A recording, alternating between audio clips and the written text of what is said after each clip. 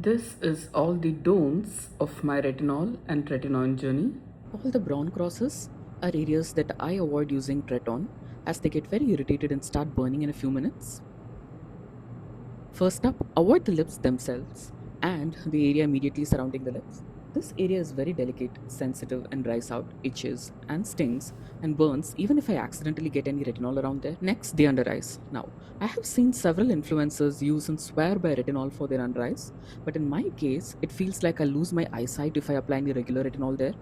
There are gentler formulations made especially for the under eye area, but I'm yet to try any of them. I just avoid this region altogether, including my upper eyelids and underneath the brow bone. I also avoid putting any ret on the temples, as this makes my eyes sting as well, and often leads to this sort of sharp but moderate pain in the nerves around there. The blue ticks here have been mostly trouble-free areas for me. I haven't faced any major stinging or heavy irritation while using ret on these parts. The high points of the cheeks, the forehead, the lower part of the chin, and the sides of the cheeks closer to the ears have all been more tolerant of retinol and ret for me. I have to mention that I did have to face some amount of irritation and redness initially during the getting used to or introductory phase of retinol usage. So always use a tiny mustard-sized amount for each of these areas when you're starting out. Also be cautious about what you're clubbing with the retinol. Retinol plus strong acids is a no. And that, in my experience, also includes azelaic acid. However gentle it's supposed to be, this combination irritated my skin so bad and stung so much. Even 10% niacinamide plus retinol was a lot for my skin. I'd say if it's your first time trying these actives together, proceed very cautiously and always start with a patch test with tiny amounts of the products. Now, retinol plus barrier care moisturizer, that's fun pairing. And it keeps the skin from drying out and flaking. Retinol plus peptide serum, still a pretty chill combo, hasn't caused any irritation so far. Retinol plus Centella, also a cool combo, helps calm skin, though Centella serum might not be enough to replace the moisturizer.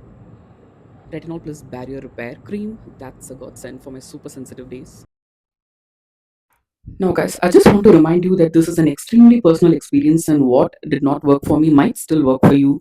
You might be able to tolerate retinol, retinal, or retinoin a lot better than I could as a beginner. In fact, I still cannot tolerate retinol or tretinoin anywhere around my lips and also the area immediately surrounding my orbital bone. Yes, there's crow's feet here and there are wrinkles here, but I don't even bother going anywhere near the eyes.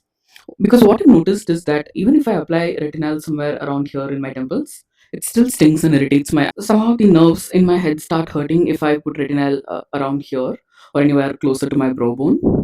Like I said, this is an extremely personal experience. So if you're a beginner on this journey, definitely do consult with your dermatologist. And if you develop symptoms like this, check with them on whether this is normal or if you need to do something. One of the most painful instances of my retinol journey was when I used retinol for the first time on my face, and I did not know at the time to not use it immediately around my lips.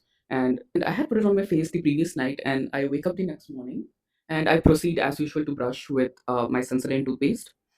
What happened was a little bit of the froth from the toothpaste touched the corner of my lips, and in this area, it burnt, guys. It burnt so much, and the skin here got completely red and irritated, and it took somewhere close to 2 weeks to heal. So sometimes there are really surprising things that happen. So I introduced my face to retinol about 6 months ago, and I've been consistently using it probably for the last 3 months.